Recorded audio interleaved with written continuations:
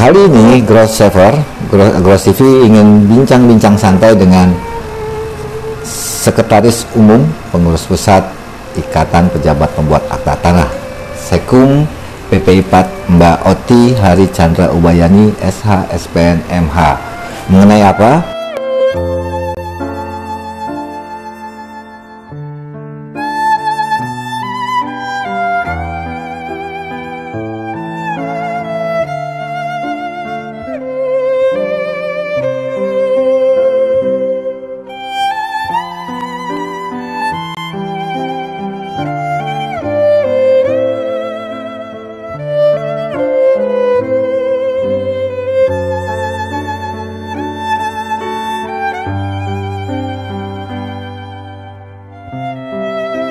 Ini menariknya, baru 2 bulan dilantik, kemudian dari tim pengabdian masyarakat itu sudah berhasil mengumpulkan baksos bantuan. Kenapa? Karena di Indonesia ada 2 bencana kalau tidak salah, satu di Jawa Timur, satu di NTT.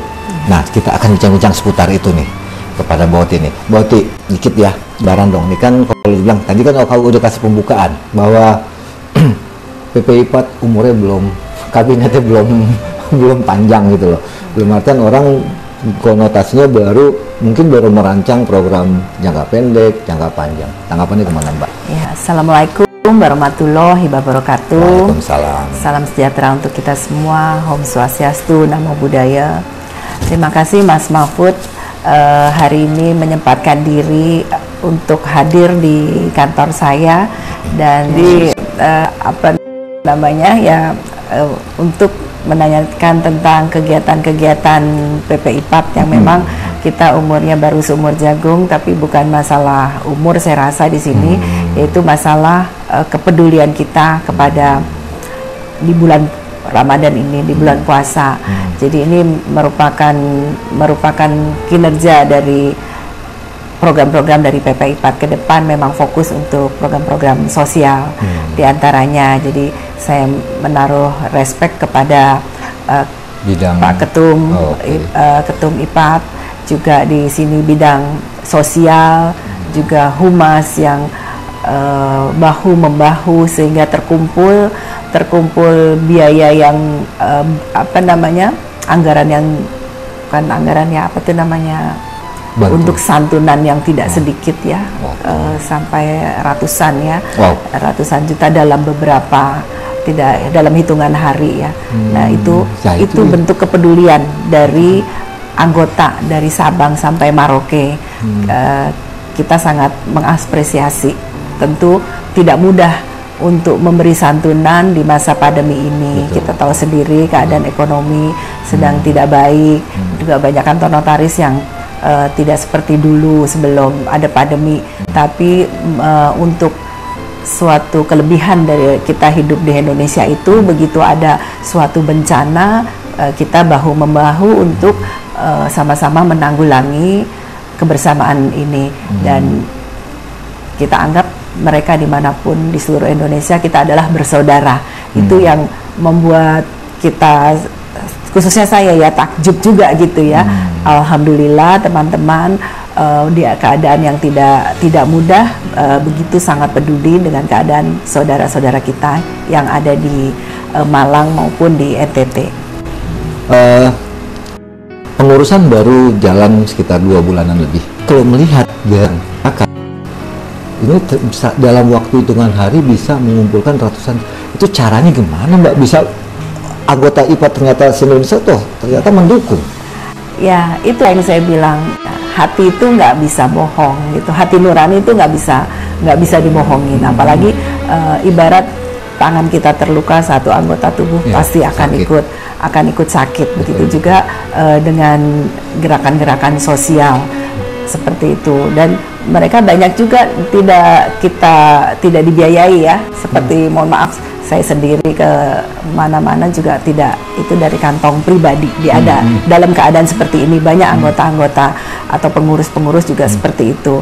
Jadi inilah gerakan-gerakan yang tidak perlu aba-aba, tapi semuanya bahu-membahu untuk supaya terselenggaranya bantuan sosial ini. Betul, responnya sangat cukup bagus. Alhamdulillah, saya sendiri kaget, yang ikut dari PP banyak ya, alhamdulillah gitu ya. Dan tiket itu 7 juta, 7 juta untuk yang bisnis. Yang malah terakhir ini yang ada orang yang mau ikut ke Jakarta 11 juta. Itu udah seperti ke Eropa ya.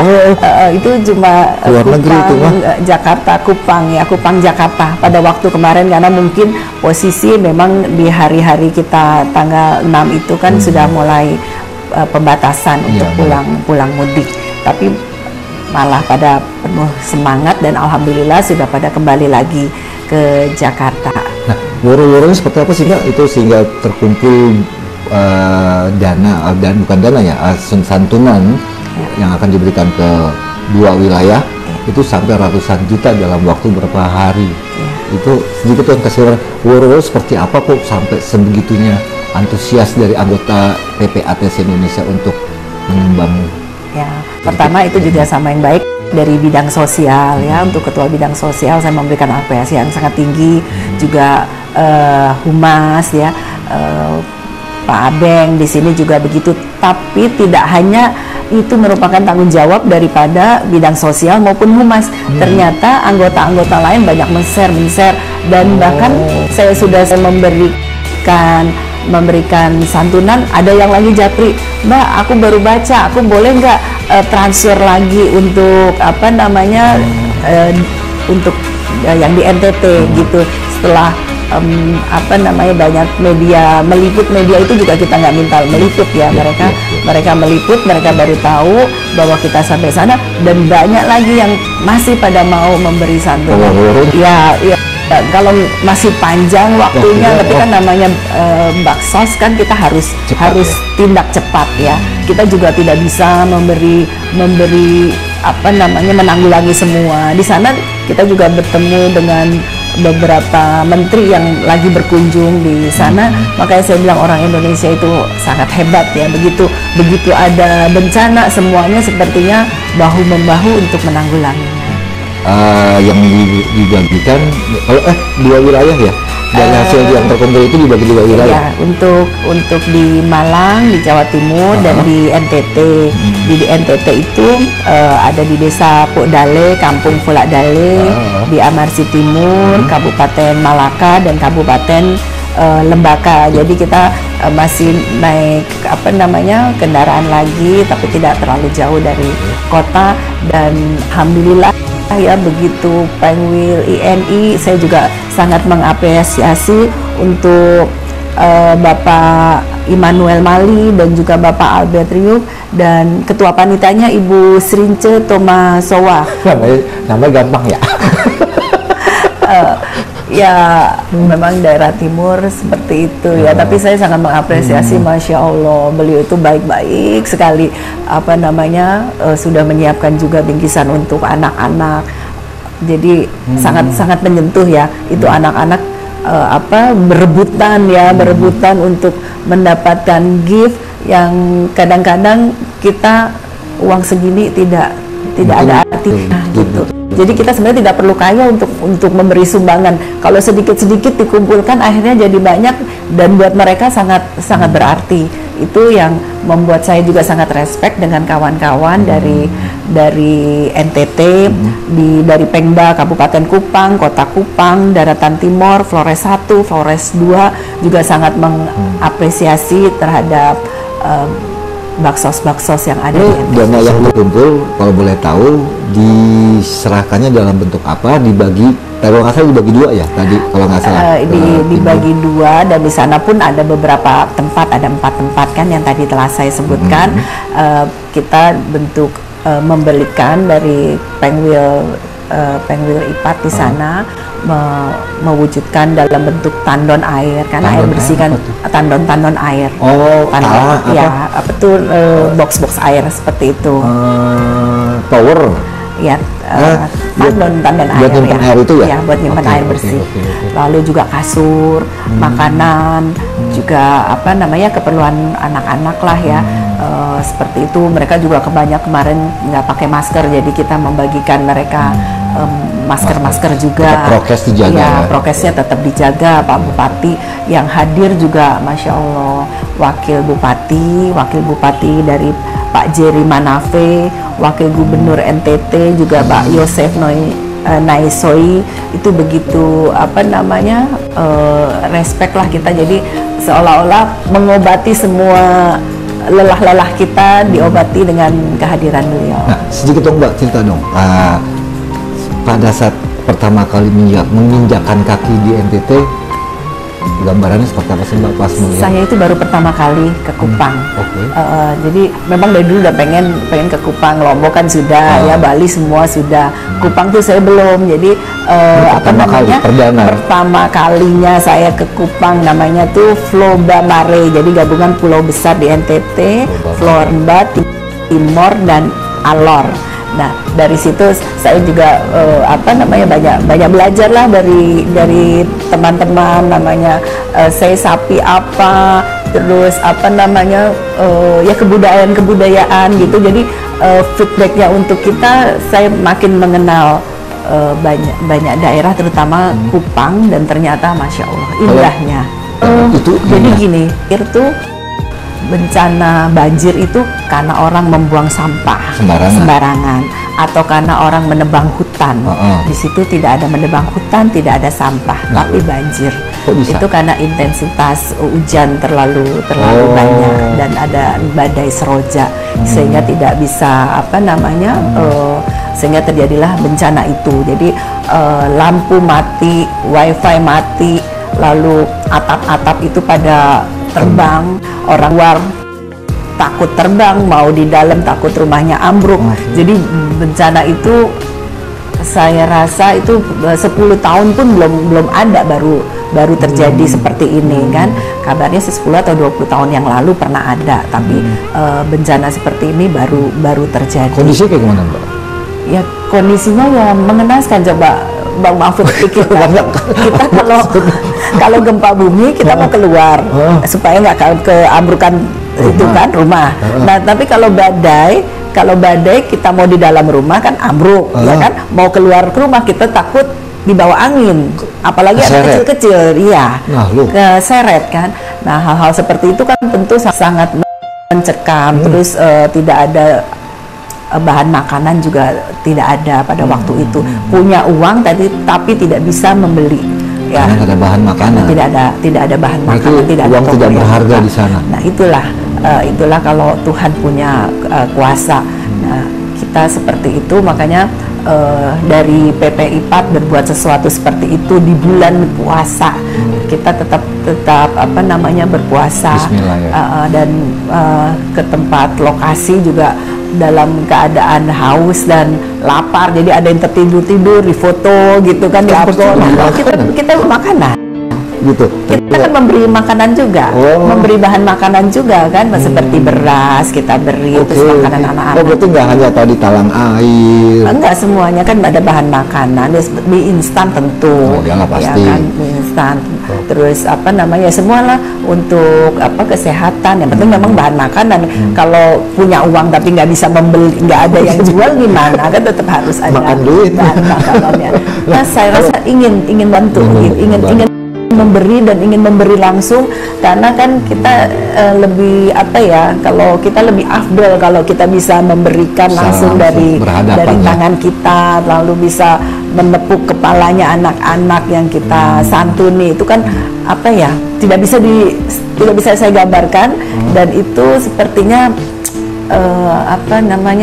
kita jadi capek-capek kita hilang tuh melihat seperti itu tuh, senyumnya mereka, meskipun kita ngasihnya cuma sedikit. Mungkin kalau saya ini ya bisa. Betul. Jadi agak menyesal juga, kalau saya ini ya saya bisanya bisa lebih banyak lagi gitu, kenapa bawanya cuma segini gitu ya.